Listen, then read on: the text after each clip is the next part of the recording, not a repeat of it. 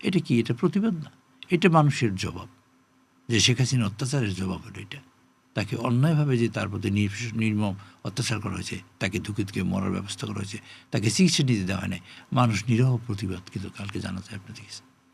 মানুষের নীরব প্রতিবাদ আপনি তারেক রহমান সাহেব যখন দেশে আসছে তখন আপনি দেখেছেন কোটি কোটি মানুষ সারা বাংলাদেশের একটা জায়গা ছিল, সেটা হলো গতকালকে মানিক মেয়ের মৃত্যু ছিল সারা বাংলাদেশ, আর এর আগে তারেক সাহেব যখন আসছে তখন সারা বাংলাদেশ 300 বেড়ে ছিল।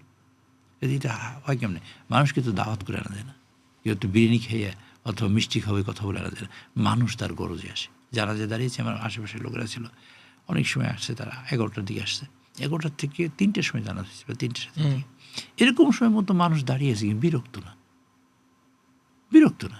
এক দুনিয়া ভরে দাঁড়িয়ে থাকা অসুবিধা, রাস্তার মাঝখানে দাঁড়িয়ে আছে বা মাঠে দাঁড়িয়ে আছে, কিন্তু বসার জায়গা তো নেই।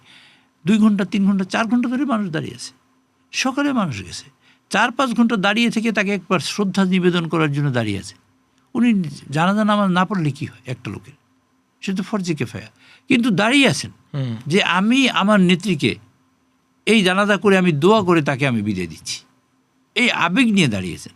আবেগটা সৃষ্টি কিন্তু মানে মানুষের মধ্যে তৈরি হয়েছে আল্লাহর তরফ থেকে, এবং মানে আমি বলি যে এই আবেগটাই ভালোবাসার থেকে, ভালোবাসা যেটা এটা একটা বিরল ঘটনা।